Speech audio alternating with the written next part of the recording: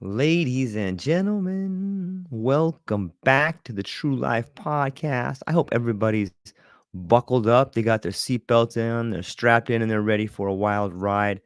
We have an incredible show for you today. The one and only Hawk, as I like to call him. He is a leader, mentor, author, musician, social worker, amazing human being. He's been on the show before. You guys know him. You've probably checked out his own channel. He's got lots of incredible content there, and I would definitely push people that way so that you can see and hear more about him.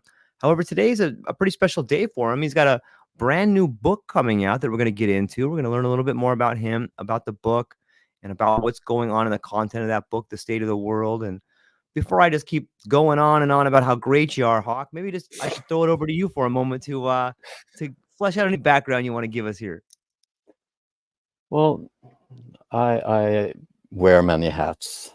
One of them is I'm a monk, and actually I have my 50th anniversary in 3 days. And that has been for someone who I really resonate with. Hey, Lonnie, I really resonate with the female energy, with women. My favorite creature. So taking that step back 5 years ago, that was a bit of a challenge, to say the least. But it's also brought me many beautiful moments and so many insightful conversations. When you step away from the strongest urge that we as human beings have, and you put that aside, that's not on the table, that leads to so many. But yes, thank you for the beautiful introduction, George. I remember our conversation fondly. That was in winter, and I was walking around, snow falling on my neck, and and walking my dog. I love talking with people with insight and people who are willing to talk about the difficult stuff, because we need to talk about it. Yeah, it's if we just stay there for a moment, it seems to me that with age sort of comes the ability to not have this incredible fervor to chase around women on some level. Maybe that's you know, I think it was Marcus Aurelius who talked about sometimes the idea of being a man is just it's overwhelming, and that sometimes all you can think about is women. When I think of younger guys, I think a younger version of myself, like that dominated such a huge part of my life. Like I was unable to really focus on business or anything else because I just thought how beautiful women were, and like, God, what can I do to make these women like me more? But maybe you could speak to the idea of how it's changed, how getting older and seeing the world through the lens of a monk, or the lens of an older gentleman who is finally clear on his process. Like it's happening to me. I'm coming up on 50, but I am beginning to see the world differently, and things are falling away. Maybe it's my age, but maybe you could speak to that as someone who's gone through that process, and how you think different, and how you act in the world different. Well, one of the lights of my life, one of my, I don't want to call it idols, but one of my, those who I like to use as a measuring person, so to speak, is Jesus. And my impression of Jesus, of his life, and what I found, which when I started reading the Bible back 54 years ago or something, was that he met people. He didn't meet a leper, he met a person. He didn't meet the prostitute, he met a person. And he connected on the level. He didn't say that, oh, I'm holier than thou, and I know what's right for you, and I'm gonna come here and heal you. And he just connected. And I think that is part of what being a monk has made even more clearly in my life, that we are all both physical and spiritual beings on a journey, and we can connect on many levels. but it's so crucial that we dare to see beneath the surface, to truly look beyond the color or skin, our gender, all of these outer characteristics, and to truly connect heart to heart with the person. And that stems from, of course, just like you're saying, I've Yeah, also made my mistakes. I've yeah. lived a life, and when I was young, I did pretty much what you You're you right. talked about. So it, but I don't regret anything. I just am happy that I had the chance to better myself. Yeah, it makes sense. It's an incredible journey that we've been on in our lives, and if we take time to realize that it is in fact a journey, I think we can really get a lot of work done and figure out how to better navigate the relationships in our life. It kind of brings us to the topic of today about first off the incredible Lonnie Ray. The Rattle the Wake series is just this movement. It's taken on a life of its own, and it has found incredible authors, and it has inspired so many people. It's sort of, I think the Rattle the Wake movement today is what the Chicken Soup for the Soul was, so many years ago. And I can't say enough about all the authors and Lonnie Ray. And I've had a part in the series a while back, and I'm so honored to get to be part of this family. And it feels like every edition comes out, it gets better. And I'm like, Yeah. oh my God, this is better one. This is a better one. Look at this person. And so it's such a cool thing, and I just want to point people to him. How maybe we could start at the beginning. How was it that Rattle the Wake found you? Well, I was on LinkedIn, as many of my Right? connections. Um, I don't remember if it was through someone that Lonnie worked with, or it was the other way around. Please started talking about writing books. It must be a year and a half ago. By the way, Lonnie has worked with Mark Hansen, so Right. yeah, it's a good comparison. Imagine that. Yeah, and but we started talking, and then when she released not this book, but the last one, the bully book, I was a part of that, um, and I truly loved the process. For me, I'm a verbal man, Right. and when I write something, I'm not very fond of. Can't use more than this and that many words, because everything has to be explained and blah blah blah, all that.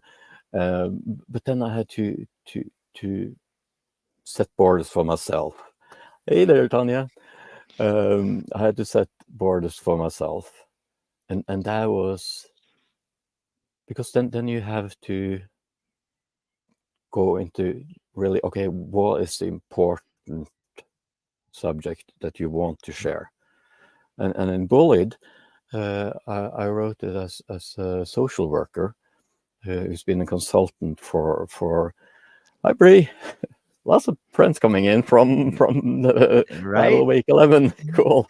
Uh, yeah, I wrote it as a social worker who has been sort of consultant for a couple of parents who lost custody of their children. So I've been in so many meetings with child welfare in Sweden, and I've seen it. I've seen how much they have hurt both the parents and the the children. Yep. And that really struck me. So I wrote about why aren't they more flexible? Why don't they see that they may have taken a wrong step early in the process? Why don't they have the cognitive flexibility to see that, okay, we may have been to and investigate that. So there was a chapter of the two parents, Trine and Vidar, who are Norwegian, by the way. Mhm. They wrote about a letter to their kids, because both of them have some issues. They may not be alive when their children are old enough to get in touch with them. They haven't seen them for 4.5 years. And then I wrote like the professional crying. At times when I was writing that chapter, I was crying like you Yeah. wouldn't believe it, because I haven't always been a monk. I have 3 kids of my own, and soon, very soon, in a week or so, 2 Nice. granddaughters. And it really touched me, to feel that, and to have to be professional, and yeah. But then we got the Rattle Awake book, and Lana said that she was going to be about mental health, and mental health has sort of been my life for, well, I started working in institutions when I was 17. I have also been in institutions. I have been admitted to psychiatric wards, and I've used, when people talk about antipsychotics, antidepressants and whatnot, I've used them. I know what damage they did to me.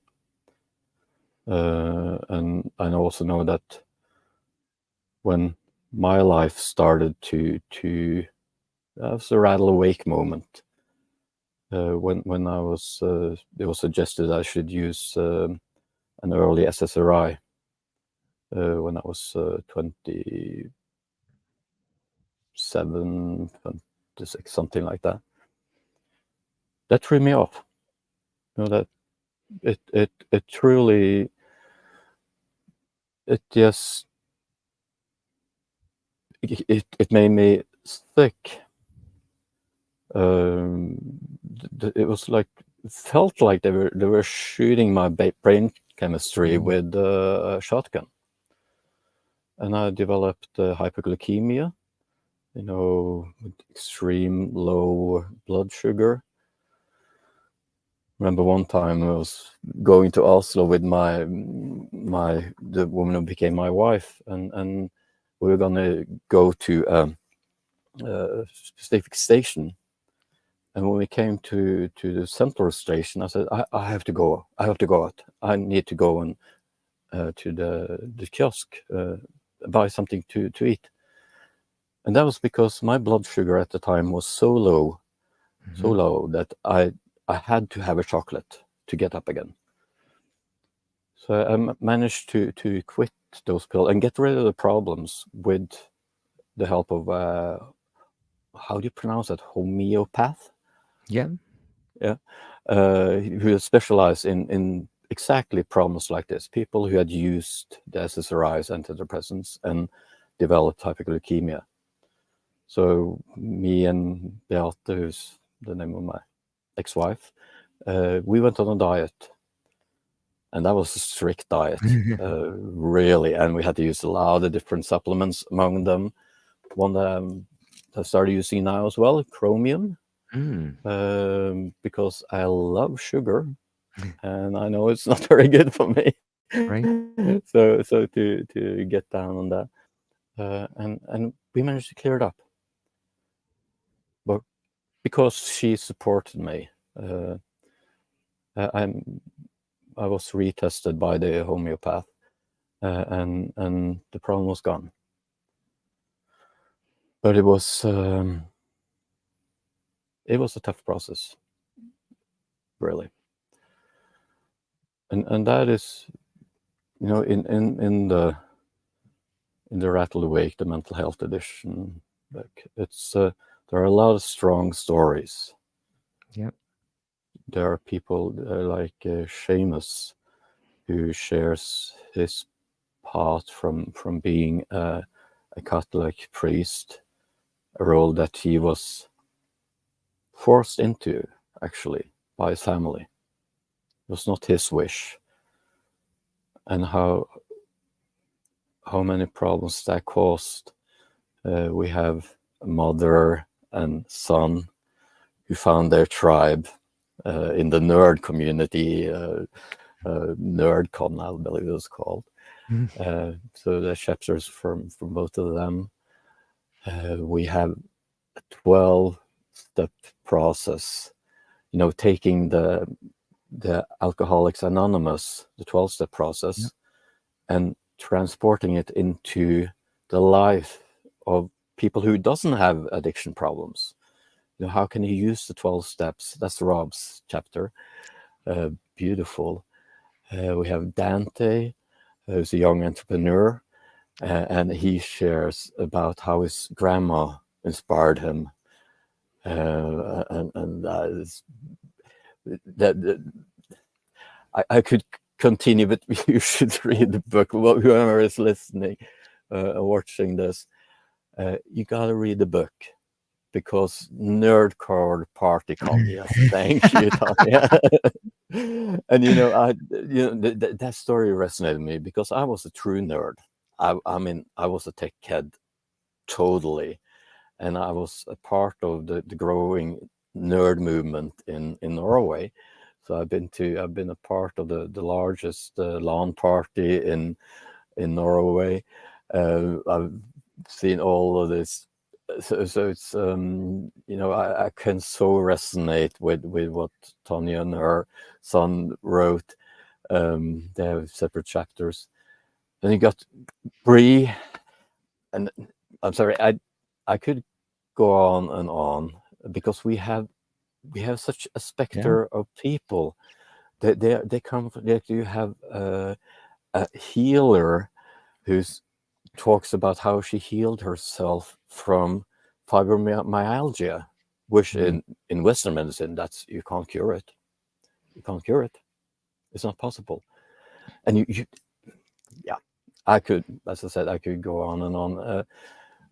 I actually, because the stories of Rattle the Wake 11, they all of them touch me in a special way. So I put up this website where we can have resources and stuff. So it's Romeo Alpha 11.info, Oh, and nice. there are yeah. Then we can share, because we also got a rocker who's joined, who had a song about the suicide of one of his band members.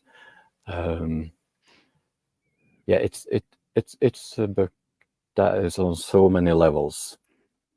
So It blows me away the state of mental health in the world today, and I'm not mm, sure if it's because of where I'm at in my life and I can see it all, or if just every one of us have been touched by a suicide or a mental health condition, or maybe have had suicidal thoughts ourselves. Like the state of the world, it seems to me is in sort of a rattled awake moments of its own. Like we're coming to this term and looking around and being like, what the hell is wrong with us? Like, what is going on here?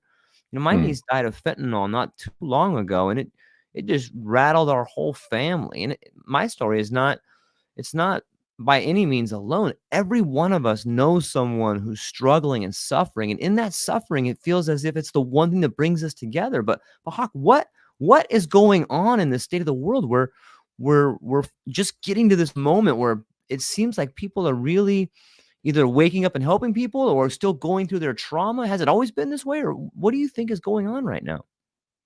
I think it's gotten worse. Mm, I see in my little country, Norway, okay. uh, there was an increase of suicides from 2022 to 2023 of 70 people. Wow. And yeah, and my country is a rich country. We have the resources to help Right. people. But what is happening is they're moving away from compassion and care to just drug them. It's easier for the system to give a person, a patient, shot in the thigh with an antipsychotic than to have them in an institution. And that is a trend we've seen. And then at the same time, we see that in Norway we had the medicine free movement, which I was a part of. As I was the head of a couple of NGOs. Mm-hmm. So I saw that there was places where you could come and not even be offered the option of pills because you didn't want them yourself. You could work through your stuff, but that is much because I think of the greed of big pharma. It is being sabotaged. I think it was said that Einstein, he was supposed to have said that the definition of insanity is repeating the same thing and expecting a different outcome. As far as I know, he never said that, but at least it's not registered. But I think that's pretty. It's smart because aren't we, when we see that the way we give medicines to people who have a problem, it doesn't help them at all. I mean, it can help initially. It can help, for instance, say that you if Okay. you are totally off your rockers and you haven't slept for a couple of weeks and you're feeling totally frazzled. Okay, maybe you need something to calm down in a good environment, and you need to sleep. You need to land. But you can have the same outward expression if you're in a spiritual crisis. Say that you're in a Kundalini awakening.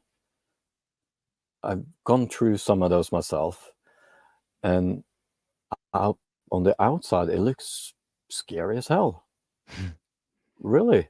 Yeah. But on the inside, it's a form of ecstasy and connectedness, and it is magic.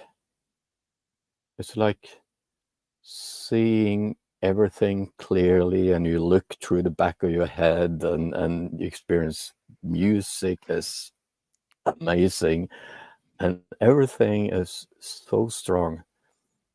And of course, and you also have some like I ran up a mountain.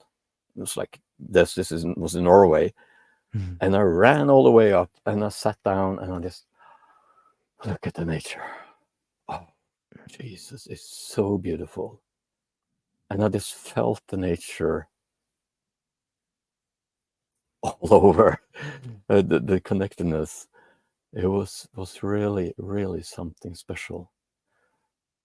And but if a psychiatrist had seen me at the time, he or he would have said, okay, this guy is totally psychotic.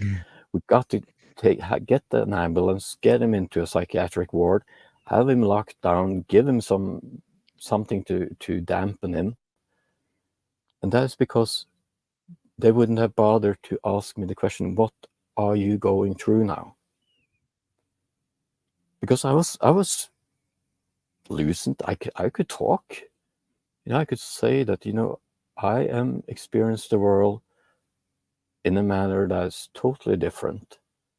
And I haven't used any drugs, but I'm high as a kite. But I'm high on life. I'm high on the experience. And I don't really need a drug to calm down, because just let me run, let me do my thing, let me sing, let me write songs, let me be here in this beautiful moment.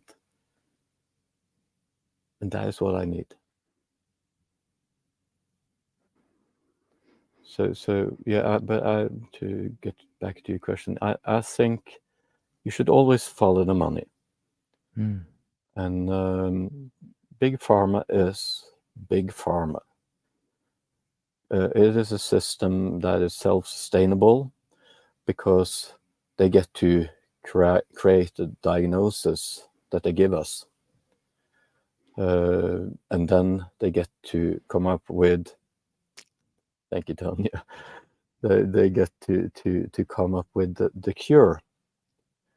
So they have both sides. And then they say, and this is an important point, let's say that you had what they call a psychotic break. Mm. You get the diagnosis of you're schizophrenic, for instance, or paranoid schizophrenic, or whatever. often they say then that you have a chemical imbalance. Your dopamine is out of proportion with the other serotonin, noradrenaline, and the other neurotransmitters. So you have to be on medication for the rest of your life.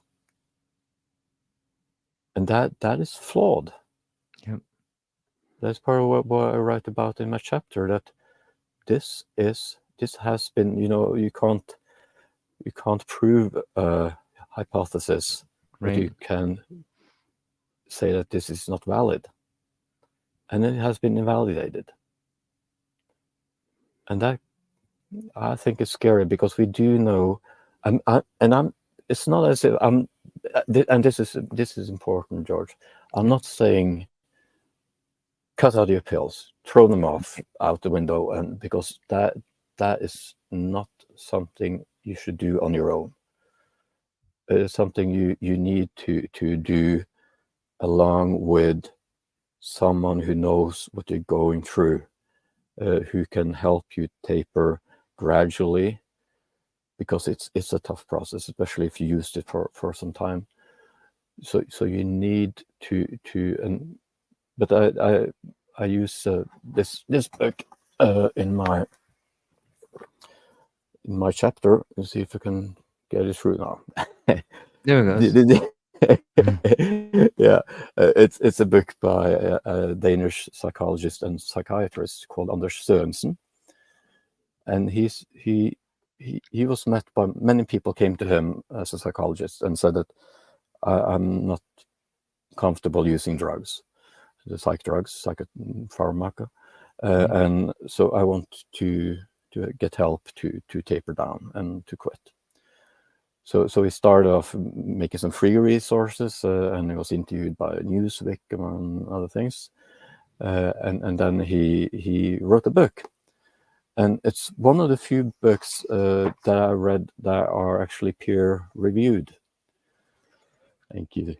It is peer reviewed, and it's about how to taper in a good way. Because what many people forget is that when part of this, let's call it side effect of tapering or cutting out drugs, is that you can get the same symptoms that you were originally given the drugs for. When you cut out an antidepressant, part of the quite common effects is that you experience depression.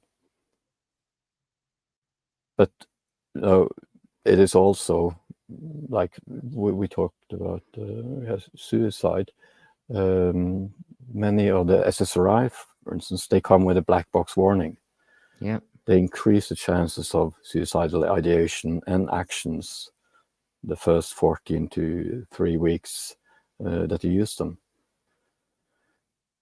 And I think I'd rather live my life being a bit on a roller coaster and to experience life than to go through it like this. Yeah, it's interesting. I work with kids in the afternoon, and I was talking to a young lady, and we were having a drawing contest, and she gave me this really cool response. After everybody finished, she says, "Who won?" And I'm like, "Well, a lot of people won for lots of different reasons." And she goes, "No, there's winners and losers, George. Some people have to Mm. win and some people have to lose." I was so Mm. excited because it's such a cool answer for a kid to give me.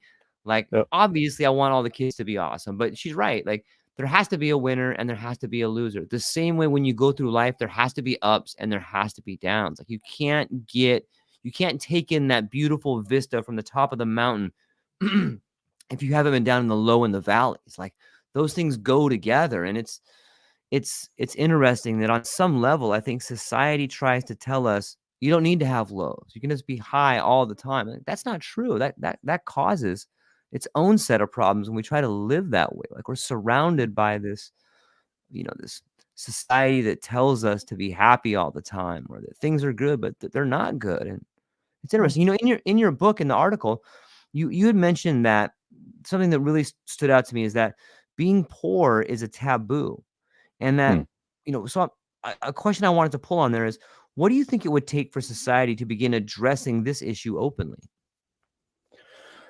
Oh, that's a good question. Thank you. I have done a little work on that myself. I'm also a politician in Norway, and so I'm helping create a new political party. Nice. And in our party program, I I've had one of the things my cause through, which is really close to me, is talking about how we need to look into when a person says that they have some mental issues, we need to clear up their finances, Yeah. because you know during the depression, for instance, people just jumped from skyscrapers. They Yep. went, they saw that because they couldn't take care of the families, Yep. and that is, we tend to forget that 70%, I believe, of suicides are men, and we have often the role, even though our society is changing in many ways, which is good. People are getting to be more. You don't have to, if you're a CEO, you don't have to be a man, for instance. Yeah. But still, it's often that men take this responsibility. I am the breadwinner. I'm the one who has to provide for my family. And if something happens to your ability to provide, then that can be a blow that just makes you say, okay, I can't live with this anymore. Yep. We've seen it. There are so much, so many statistical reports saying that this is a huge problem. That the people, I believe it was a Swedish study that showed that of those who had been contacted by something called Kronofogden, which is like uh, um, a governmental institution that says, okay, you owe money, you got to Okay. pay it back, or we'll take your house, your car, or whatever. 40% of those had attempted suicide, and it's just the same in my country. I've seen some reports regarding this. So this is something we need to address. We need to be able to talk about it openly. That if, let's say that I, as a therapist, somebody says, I want to talk with you. If they say that, okay, I'm feeling low and all of that, I also need to ask them, okay, how do you live? Well, I have a one room apartment and live on my own, and I need to go into their life in order to see, are there any things that need to be cleared up before we can work therapeutically? Yep.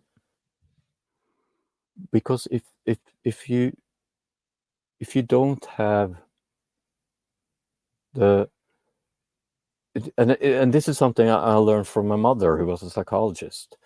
I was blessed enough. I worked with her first 10 years of my working life. She was my boss, and then I also got to, because I referred clients to her, and a few times I was allowed to sit in on the therapy, and that was where she started. She said, "Okay, we need to. Where are you? Where do you live? Do you have kids?" She evaluated all of these factors before she went into anything therapeutic at all.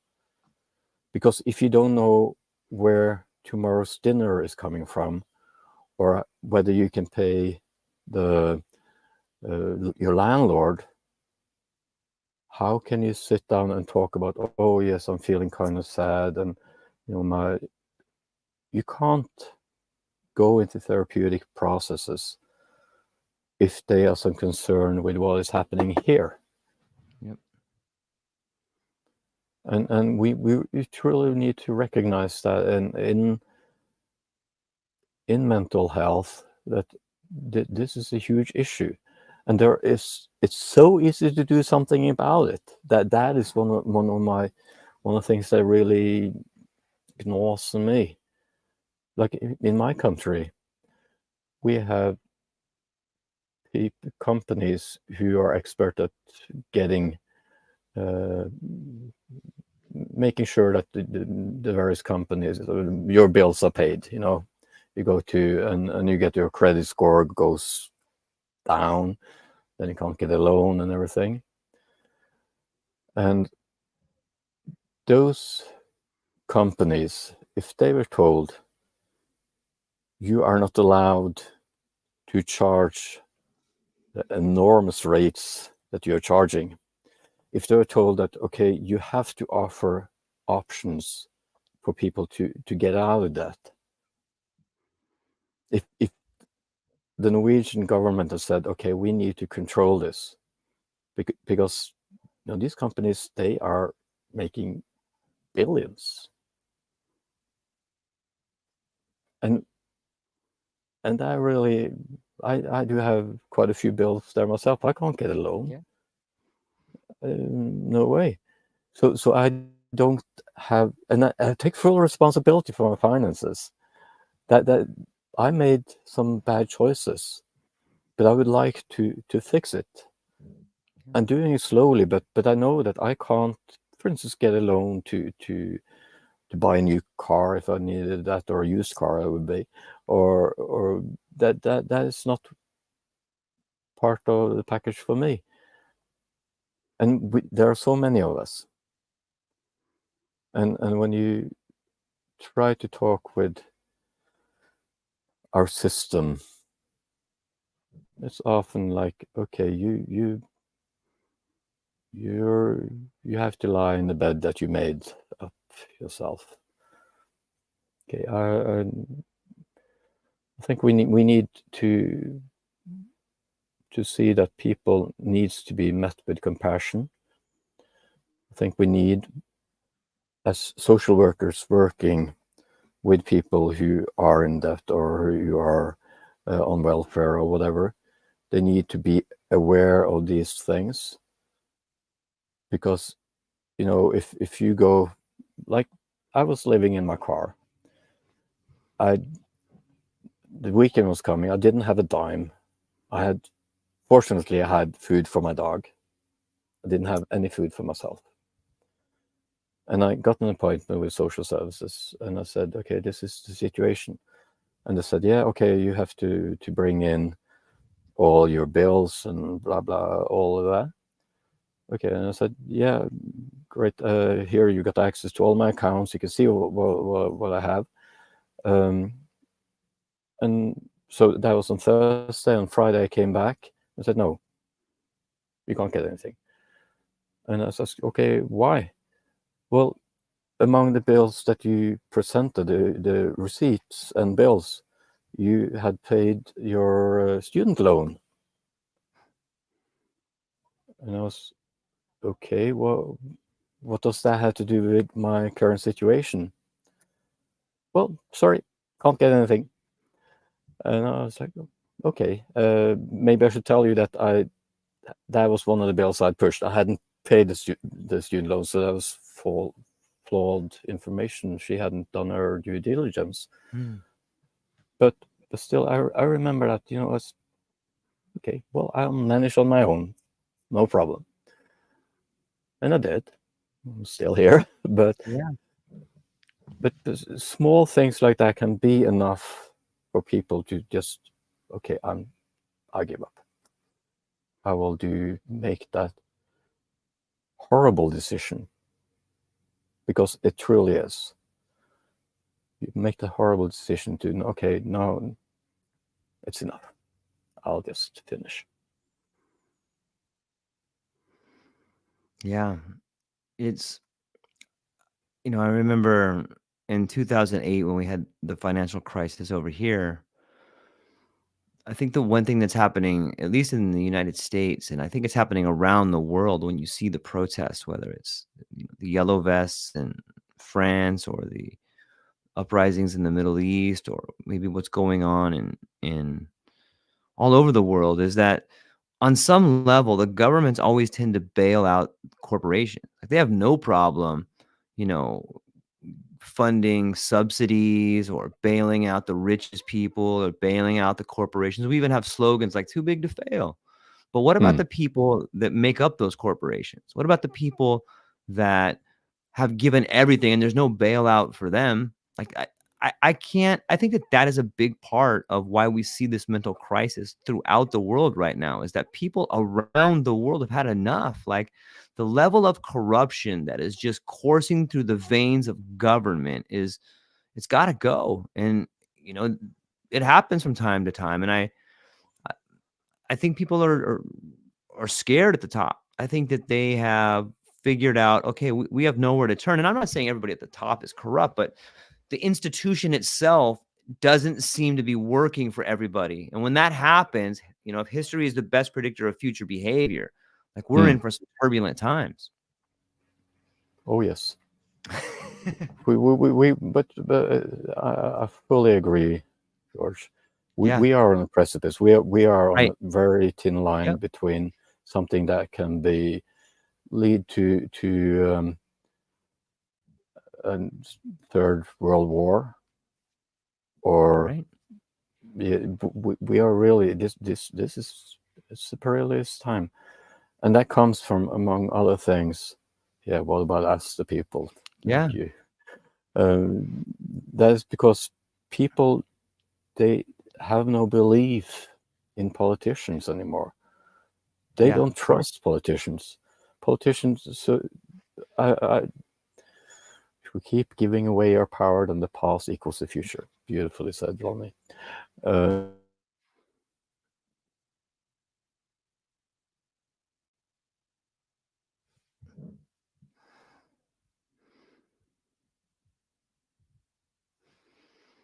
Oh, I lost you right there for a minute, Hawk. But yeah, I'll just pull on this thread. I think he'll be back in it just shortly here. But I agree with you, Lonnie, 100%. I see it yeah, happening. And oh, he's back. There you go. yeah, Okay. yeah. Moving around the Wi-Fi box because Mm. it's on the cell network. Um, yeah, I'm really afraid, because here's learning from the past can really change the future. We Yep. gotta learn from the past in order to find new ways to handle things. If we forget our past, if we forget what happened in Germany pre-World War II and also pre-World War One, Yeah. the shot in Sarajevo, if we forget these things, then it's really, it's perilous, and we need to. And now speaking as a politician, I need to be able to talk with people and say that, okay, but yeah, you can talk about all the U.S. president or whatever. That's not just where I am at. I am more concerned with you. Yeah. What do you see as a solution? What are the causes that you are into, and what brought you there? What is your history? It's just like I'm talking about in the book chapter about the power threat meaning Mm. framework, because I think that's beautiful. It's going from diagnosis into what really happened with you, what happened in your life. And I think as politicians, we need to have the talks with people, because it's so easy to sit there and, oh yeah, but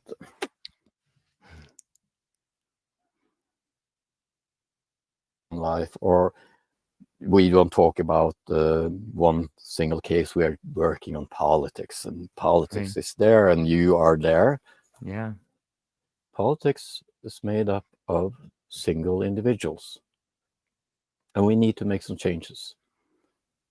And I sense that we are on a path that can diverge in different directions. One of them is very bleak, Yeah. with wars and everything.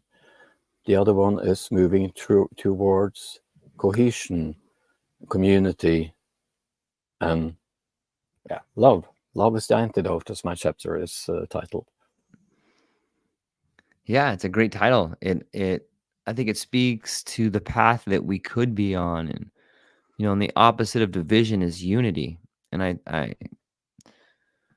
it's amazing to me. I do think that this whole Rattle the Wake movement, your chapter, everything Lonnie's doing, and Bree and Tanya and Sithari, like everybody is creating their own stories for like-minded people to find and investigate and realize the stories that you are writing and I am writing and everybody's writing are the story that everybody else is living. Like we're so similar in so many ways, and we're so close to coming together and finding a solution to find a better path forward for all of us. Like I see the I see the sunrise on some level. Like when I look Mm. out there, I'm like, oh, there may be some storm clouds, but I do believe that there is a sunrise among us. It's sort Oh of it yes, must be similar. Yeah.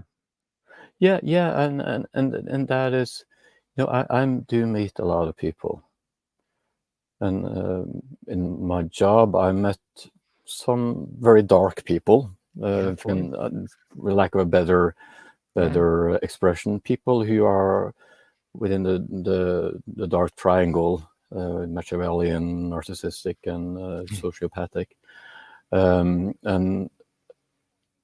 I think, thank you, for president. No, and I,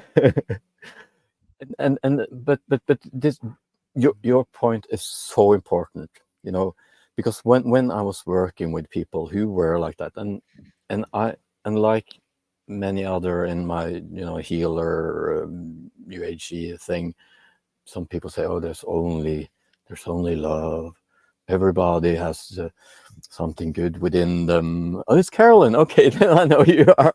Thank you, Carolyn. Oh, she's beautiful. You should read a chapter as well. Going through the thing with Shunt and everything. It's like, wow. Yeah. Um, but yeah, people say that, okay, all we need to do is we need to sit down in lotus, and then we meditate on the beauty of the world, and we set our intentions, and everything will be fine. And Maybe not everything.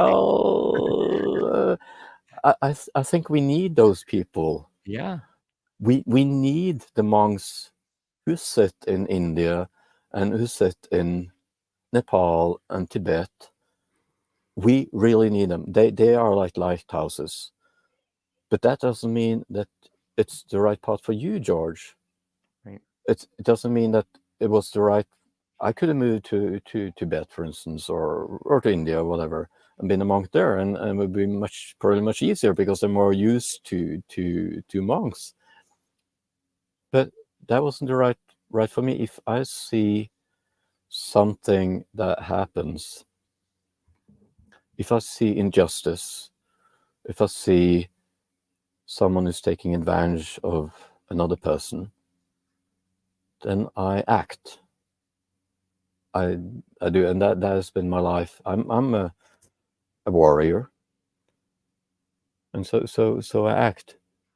And then sometimes I make mistakes, and then I have to go and say, I'm sorry, I didn't catch the situation just the way it was, or whatever, and I learn from that and move on. But we need both the peaceful warriors and the ones who are willing to go out and defend other people. We need both, because otherwise, who's gonna fight the child traffickers? Who's gonna say that, okay, you can't abuse the elderly, for instance? We need the whole spectrum, and it wouldn't work for me just to sit in a lotus and be holier than thing. It doesn't work, and I need to act, and that has been my life. Oh yes, here comes action alleviates anxiety. Yeah. And that is so true. Because I've talked about this with a lot of people, And often people are like, but I was afraid to act. Okay, but do something. I mean, if it's, is it, let's say that you see somebody getting beat up on the street, at least put up your cell phone and document and call 911 in the States and 112 in Norway. Be there, or be there as a bystander, and make sure that you tell, you help fix whatever problem arises from that beating up. Get involved. Don't be one of those, Lonnie talks about 75% or something of people who see bullying, they become bullies themselves, either by active participation or simply, oh, okay, that's what it is. And I think that is kind of scary. We need people to stand up both for themselves and for others. Yeah. It brings to mind a sort of an interesting question, at least in my mind, and it is that, and I'm curious to get your opinion. You're a very creative person. You have found a lot of different outlets in order to create different versions of yourself, be it music or writing or, there's a myriad of things that you do. But it seems to me that a lot of great art comes from pain. A Mm. lot of great art comes from real struggle, and we see that in symbols, symbolism throughout the past, and imagery and language.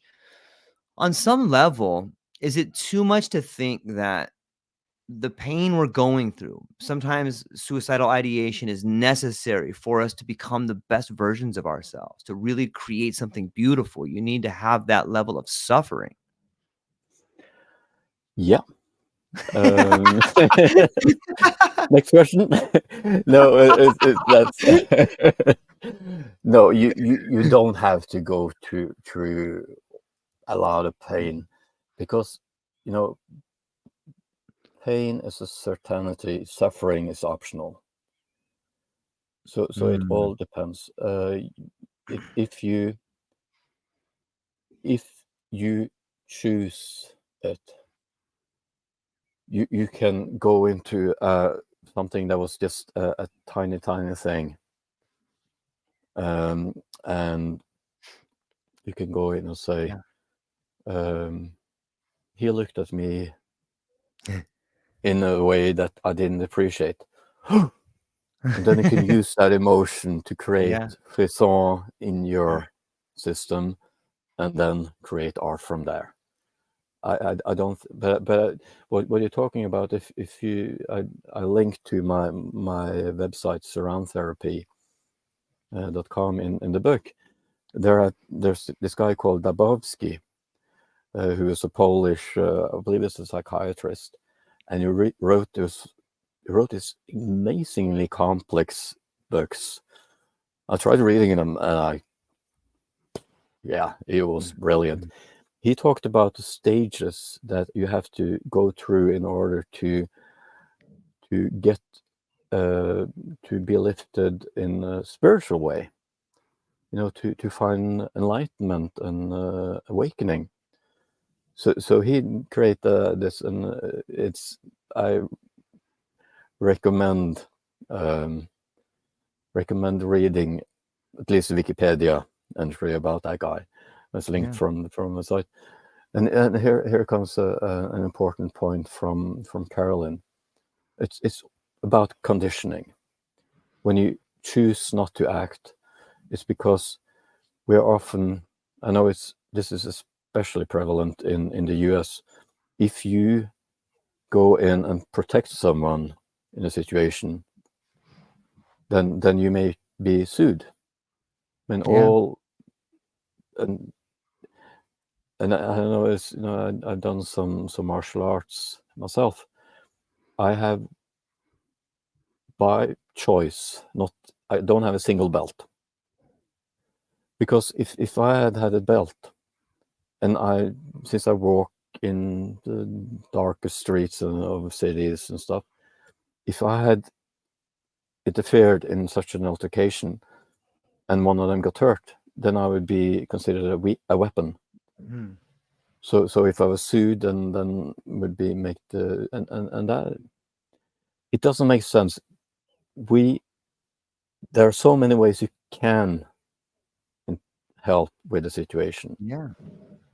So many, and that comes whether the bully is an institution like I wrote about in Bullied, or and also in Rattle the Wake 11, Yeah. where Big Pharma is a bully, and psychiatry, part of psychiatry, Mm.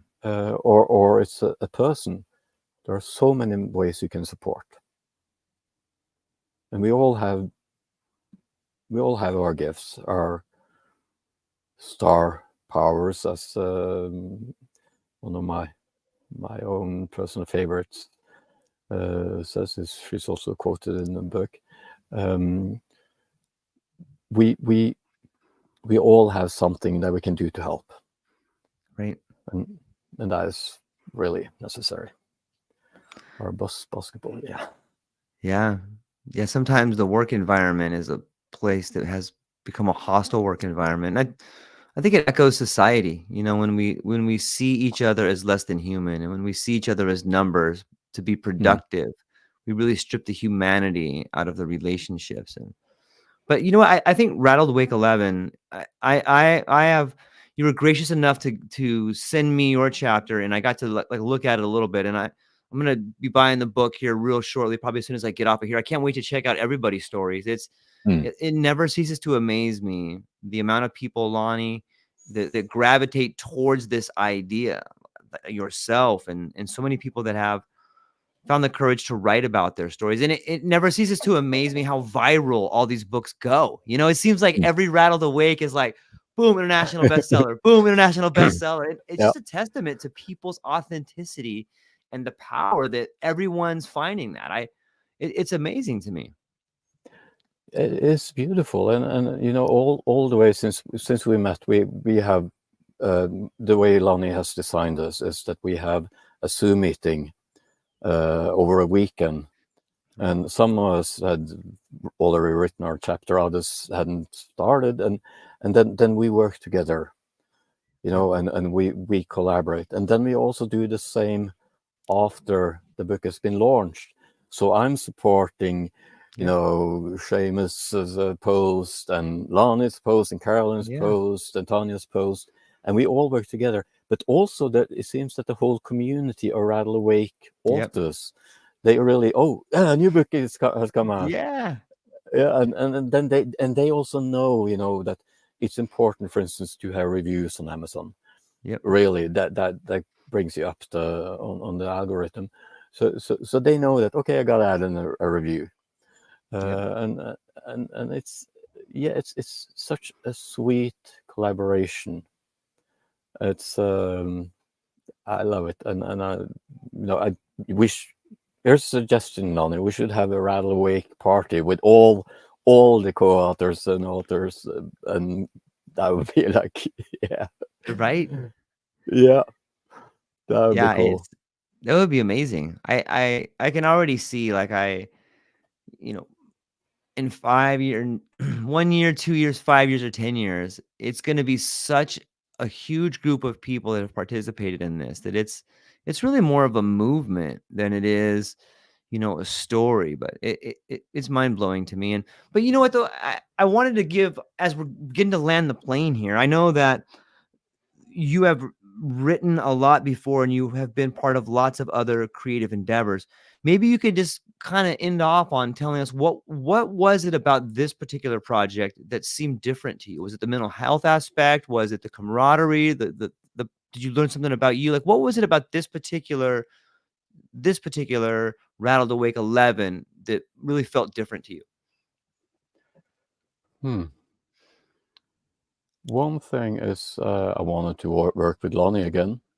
Right. That was definitely one of the reasons. It was because I am an empathic healer, and I when I'm at my most sensitive, I feel the pain of the world. I truly, and it comes channeled through people I meet, or a lot of different stuff and signs that I see, and so I wanted to contribute with what little I can, and to share some experiences, and also most especially to share hope, because I worked in social work for 22 years. I worked with people that most other people, they don't even want to look at them. You know, Right. people with drug addiction, people who sit paraplegic in a white wheelchair, people on the autism spectrum, Down syndrome, people who have cerebral palsy, all of the sort of those who are outside of society. That has always been my crowd. But I have never given up on a client, or someone who I call a customer, client, whatever. I've never given up. I've always gone in when I met those people. I've gone and said, okay, if I can improve your life 1% today, if I then will do it, and then tomorrow you can repeat it, and the day after you can repeat it, because I don't think that you are lost. I don't think that you are beyond salvation. I don't believe that your situation can't be changed for the better. What you need is to start feeling that you are also important, and you are. And if you don't believe that, at least take my word for it, that you are important to me. Yeah, yeah.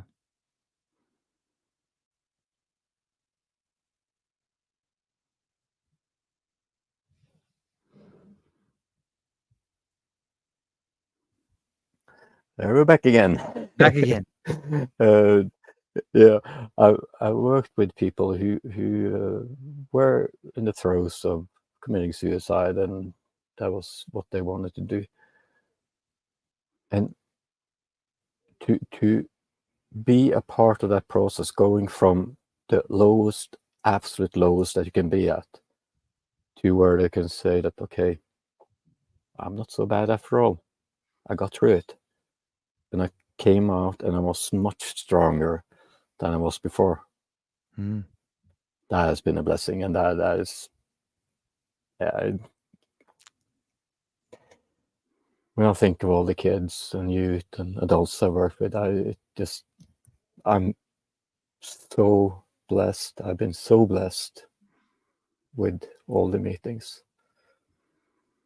and it happens I meet them, on the street or somewhere in the mall.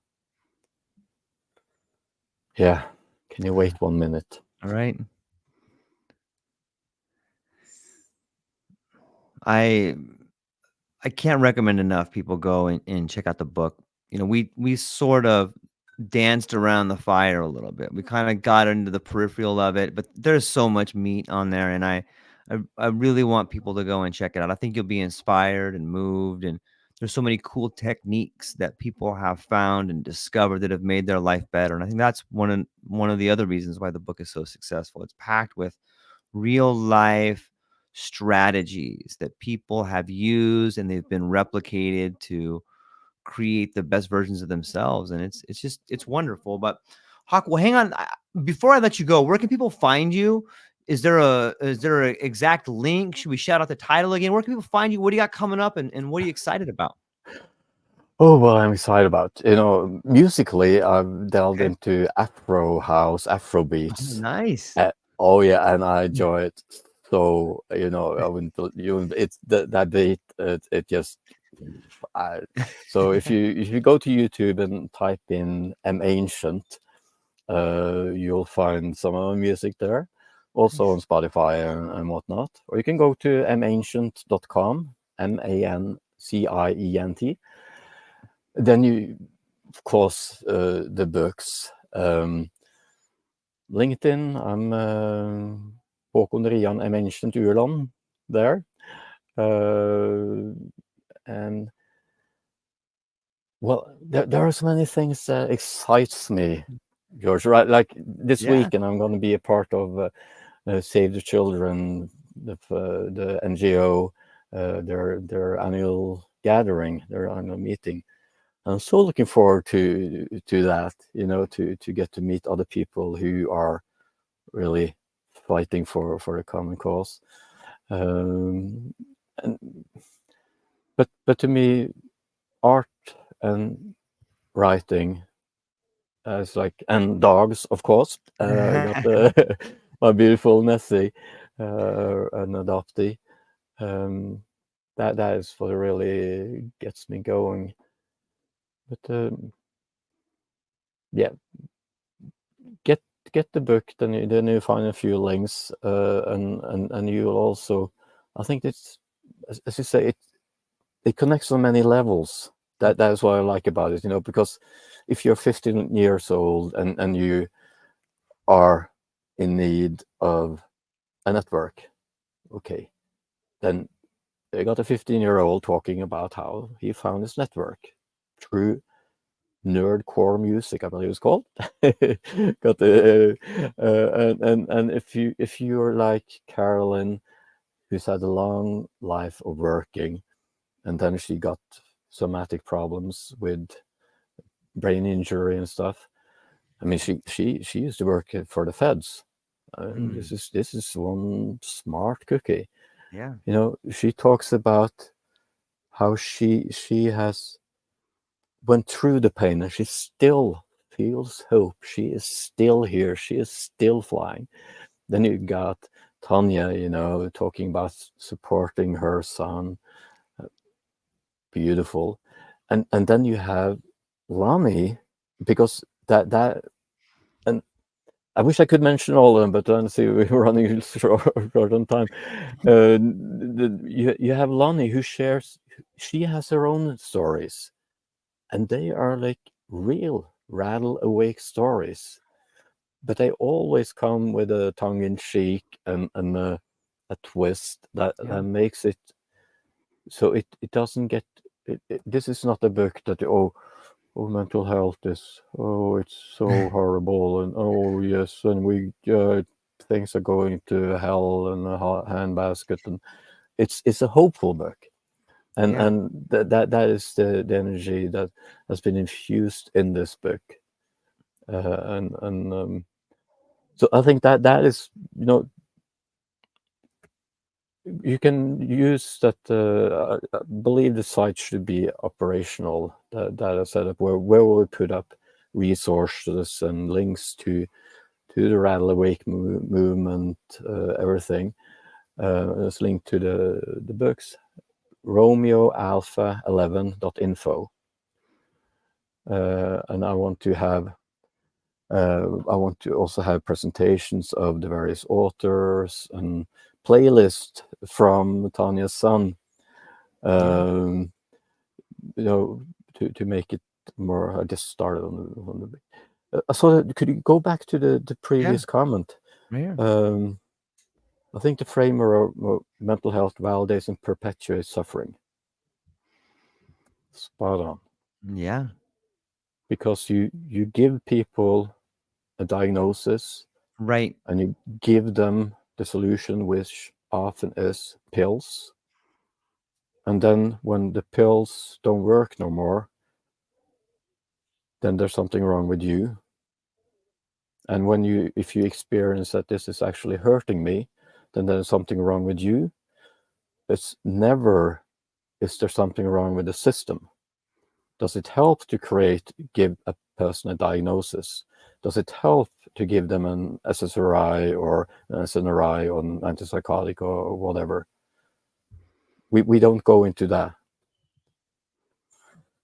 So yeah, Yeah. it's I I think about the model of addiction and mental health sometimes, and It seems that we've and I know there's a lot of good people that care about people, but it seems that the model we've been working with for so long isn't so much a model to help people solve problems. It's a model to help people manage their pain. It's like, you hate your job, you hate your life. Okay, take this pill and you can do it one more day. But instead of Hmm. saying why, do you hate it? Instead of Hmm. saying like, okay, you hate it. What are you gonna do about it? Like Hmm. those are real things that are very painful, but they're very rewarding.